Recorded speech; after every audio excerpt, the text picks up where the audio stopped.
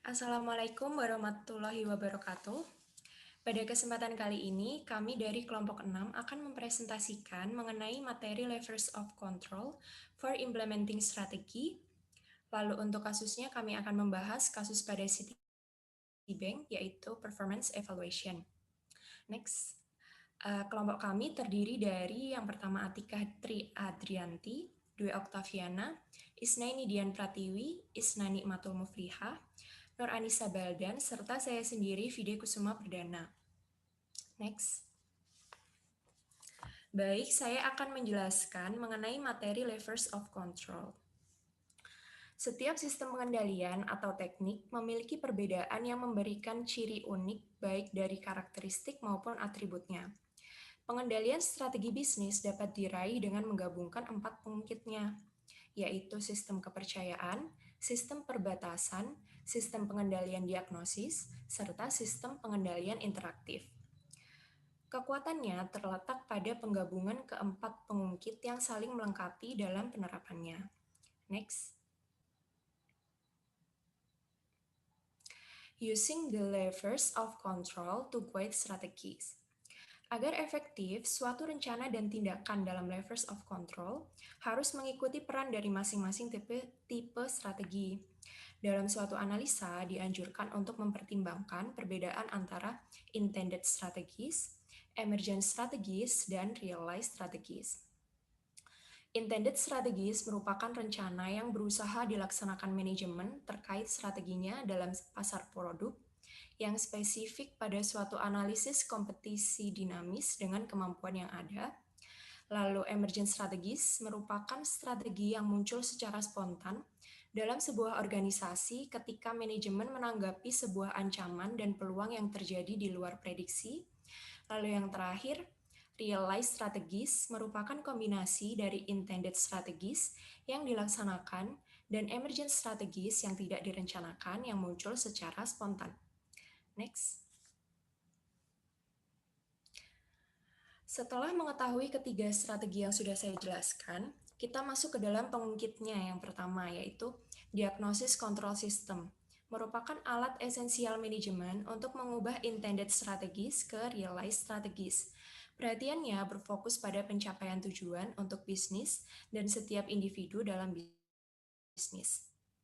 Diagnosis control system mengizinkan manajer untuk mengukur hasil dan membandingkan hasil dengan rencana keuntungan yang telah ditetapkan serta target kinerja. Lalu untuk contoh dari diagnosis control system merupakan yaitu meliputi rencana laba dan penganggaran, sistem tujuan organisasi, sistem pemantauan kegiatan, serta sistem pemantauan pendapatan.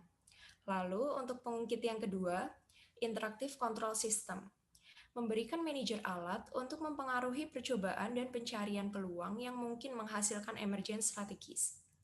Dalam level bisnis, meski tidak adanya rencana dan target formal, manajer yang menggunakan sistem pengendalian yang interaktif dapat menciptakan konsistensi dan memandu pencarian proses kreatif. Dalam sistem ini, manajer secara teratur dan aktif melibatkan diri ke dalam pengambilan keputusan dan aktivitas karyawan. Manajer dapat menggunakan interaktif control system dengan mendiskusikan mengenai agenda penting organisasi dengan bawahan, melakukan debat secara berkelanjutan mengenai data, serta asumsi dan tindakan perencanaan. Berikutnya, belief system. Merupakan sistem formal yang digunakan oleh manajer untuk mendefinisikan, mengkomunikasikan nilai-nilai inti perusahaan dalam rangka untuk menginspirasi dan mengeksplorasi, membuat, serta mengeluarkan upaya dalam tindakan yang tepat. Belief system menjelaskan tentang nilai-nilai inti organisasi, definisi organisasi, tujuan dan arah organisasi. Lalu untuk contoh dari belief system yaitu pernyataan tentang visi organisasi, pernyataan tentang misi organisasi, serta pernyataan tentang tujuan organisasi. Lalu pengungkit yang terakhir yaitu boundary system. Boundary system dikaitkan dengan strategi sebagai posisi yang memastikan aktivitas bisnis terjadi dalam gambaran pasar produk dan pada level risiko yang dapat diterima. Boundary system merupakan sistem formal yang digunakan oleh top manager untuk mengkomunikasikan batasan dan aturan organisasi untuk dihormati atau dipatuhi karyawan. Beberapa contoh dari boundary system meliputi kode etik organisasi, sistem perencanaan strategis, dan sistem penganggaran. Next.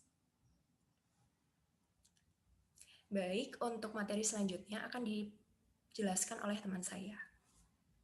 Baik, di sini saya akan menjelaskan mengenai dynamics interplay of force.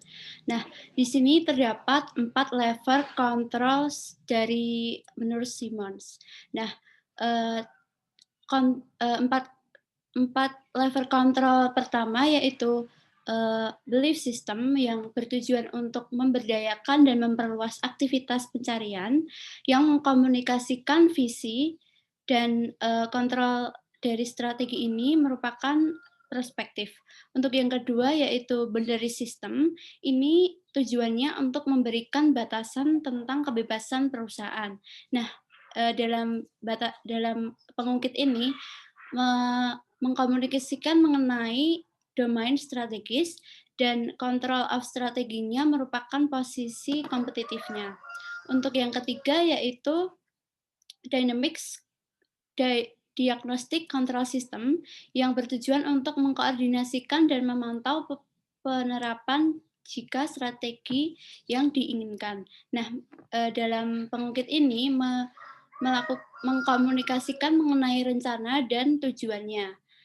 Untuk yang keempat yaitu interactive control system. Nah, tujuan dari pengungkit ini yaitu untuk menstimulasi dan memandu strategi yang muncul. Nah, mengkomunikasikan mengenai strategi yang tidak pasti, serta untuk kontrol strateginya sendiri itu untuk pola tindakan yang dilakukan oleh perusahaan. Nah, di dalam level of control ada 2 kontrol sistem, yaitu kepercayaan dan sistem pengendalian interaktif itu berguna untuk memotivasi karyawan dalam organisasi untuk bekerja secara kreatif dan memperbesar peluang. Nah, untuk batasan dan pengendalian diagnosis itu lebih memotivasi secara ekstrinsik seperti target yang jelas, formula based reward, dan batasan yang jelas dari pencarian peluang. Next. Selanjutnya yaitu gambar dari level of control. Nah, di dalam gambar ini menjelaskan bahwa yang pertama itu belief system itu mengkomunikasikan nilai inti atau visi dari perusahaan dengan mendapatkan komitmen untuk visi tersebut.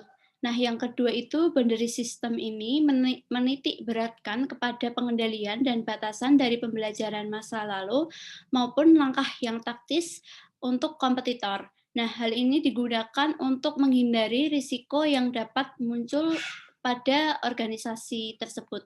Yang ketiga yaitu diagnosis control system ini menekankan pada kontrol dan efisiensi, tetapi dalam merencanakan tujuannya tetap memerlukan adanya pengukuran pengeluaran, perbaikan harian, dan menetapkan penghargaan dari inovasi dan pengendalian strategi yang tercapai melalui belief system atau pembelajaran. Nah, yang keempat itu interactive system control ini menitik beratkan kepada strategi yang tidak pasti untuk memposisikan dan mengamati perubahan pasar yang dinamis dan memotivasi perdebatan tentang data, asumsi, dan rencana pada suatu perusahaan. Next. Selanjutnya akan dijelaskan oleh teman saya. Baik, selanjutnya saya akan menjelaskan mengenai level of controls and human behavior. Di dalam meraih dan mempertahankan keunggulan kompetitif di pasar yang dinamis, people are the key of success atau kunci dari suksesnya itu dari SDM. Maka perusahaan itu bisa melakukan suatu funding, hiring, training, motivating inovatif, opportunity seeking, dan entrepreneurial employees. Tapi ada beberapa organisasi yang menghambat untuk pelepasan energi produktif bahkan dari karyawan terbaik. Yaitu diantaranya yang pertama tidak yakin dengan tujuan organisasi dan bagaimana caranya mereka bisa berkontribusi. Lalu yang kedua itu menjadi tunduk pada tekanan dan godaan. Lalu yang ketiga kurang fokus. Selanjutnya kurangnya kesempatan untuk berinovasi. Dan yang terakhir takut menantang status quo atau takut untuk menantang suatu perubahan. Next. Selanjutnya, di dalam tabel berikut, itu dijelaskan mengenai hubungan human behavior, organizational block, dan the level of control dari perusahaan tersebut. Model dari perilaku manusia itu dilihat dari sudut pandang yang berbeda, yaitu dilihat dari tabel ada contribute, do right, achieve, dan create.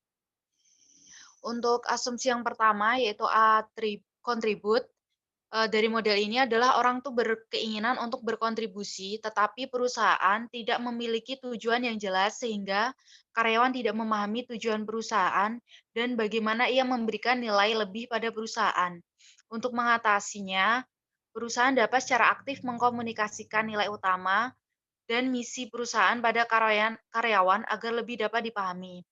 Lalu pada asumsi yang kedua, yaitu do right, di mana orang berkeinginan untuk bertindak seiring dengan kode moral dari sosialitas, namun godaan dan tekanan selalu ada.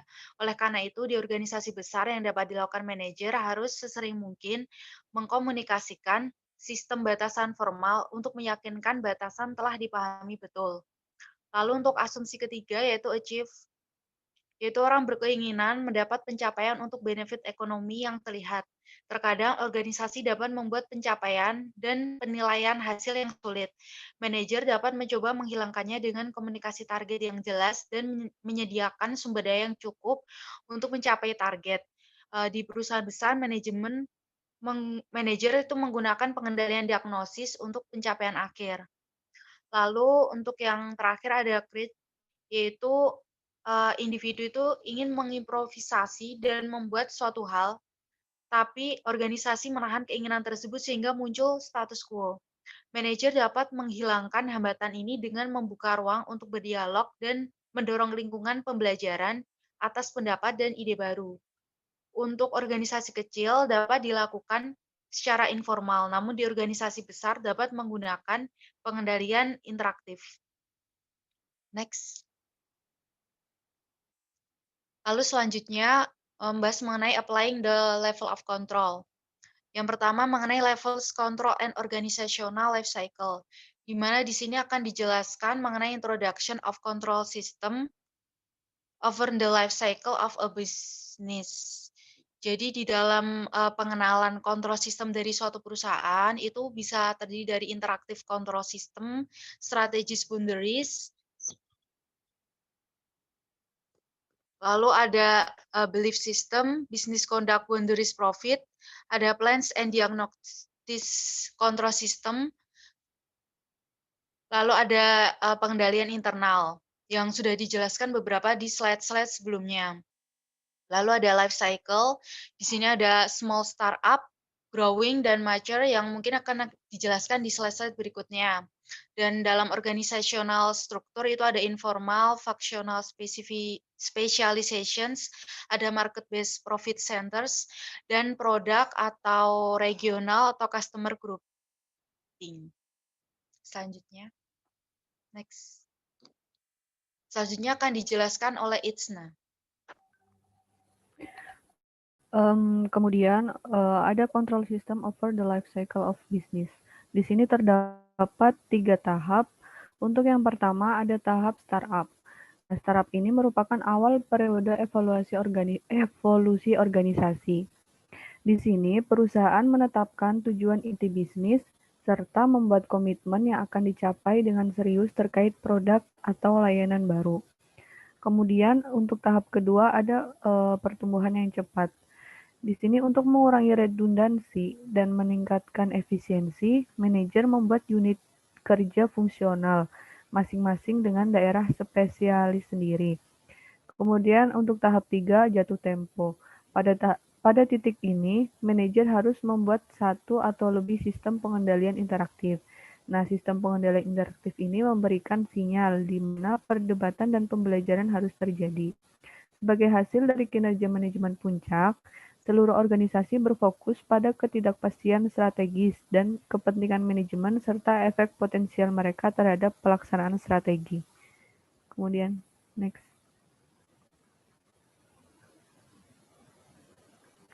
Kemudian ada taking charge of business. Untuk yang pertama ada using the levers of control to drive strategic turnaround. Untuk yang pertama ada untuk mengatasi kelambanan atau to overcome organizational inertia.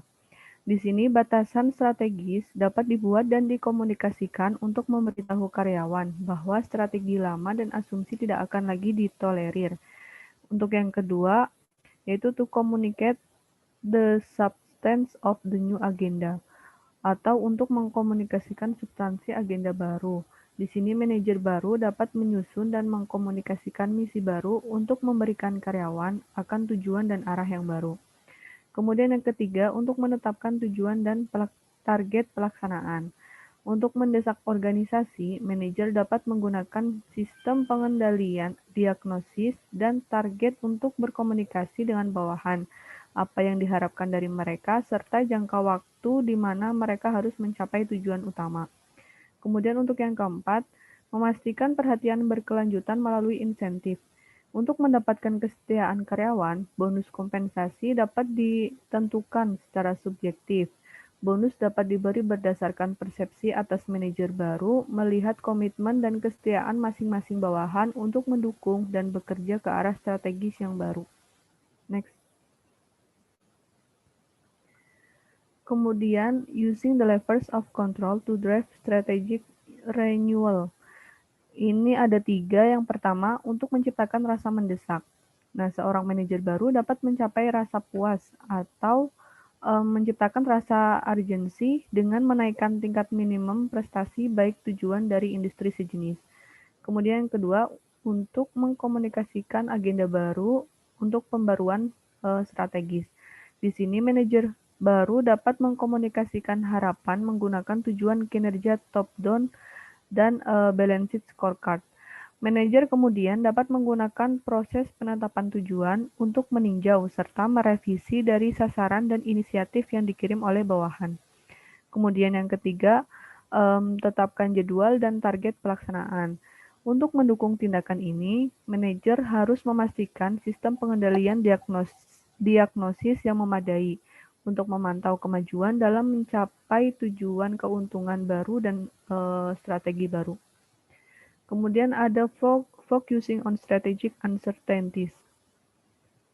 Dengan adanya sistem strategi yang baru, terdapat risiko ketidakpastian yang mungkin dihadapi. Nah, untuk mengatasi ketidakpastian strategis tersebut, manajer puncak dapat membuat satu atau lebih sistem pengendalian interaktif. Sistem ini dapat memonitor perubahan kompetisi dinamis dan mengkomunikasikan pengembangan yang baru kepada atasan. Next. Kemudian yang terakhir ada achieving profit goals and strategies. Untuk mencapai tujuan keuntungan dan strategi, manajer harus mengelola tekanan bawaan dalam semua organisasi yang memiliki performa tinggi. Beberapa tekanan di antaranya, yang pertama ada profit, grow, and control. Kemudian yang kedua, intended and emergent strategies. Kemudian yang ketiga ada kesempatan tak terbatas dan perhatian terbatas. Dan kemudian yang terakhir ada kepentingan pribadi dan keinginan untuk berkontribusi. Next. Untuk pembahasan selanjutnya akan dijelaskan oleh Anis. Baik, selanjutnya untuk pembahasan kasus yaitu Citibank Performance Evaluation. Citibank merupakan niche player di pasar California di mana hanya memiliki 80 cabang dibandingkan kompetitor terbesarnya dengan 400 kantor cabang.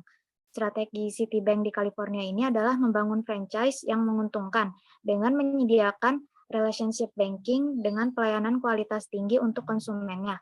Citibank menyediakan banyak pilihan layanan jasa termasuk ATM, perbankan 24 jam, dan home banking. Nah, adapun masalah yang dihadapi Salah satu cabang yang paling penting Citibank di Los Angeles dipimpin oleh James McGarran dengan 15 karyawan. Performanya paling baik, tetapi hanya di sisi financial performance saja. Namun sekarang Citibank memperkenalkan performance scorecard yang tidak hanya mengukur kinerja secara finansial saja, tetapi juga non-finansialnya. Setiap aspek dinilai dan dinyatakan dalam 3 kategori, yaitu di atas standar atau above par, standar atau par, dan di bawah standar atau below par. Di cabang yang dipimpin James McGarran, kinerja secara finansialnya sangat baik, namun secara non-finansial masih di bawah standar penilaian, khususnya pada tingkat kepuasan pelanggan.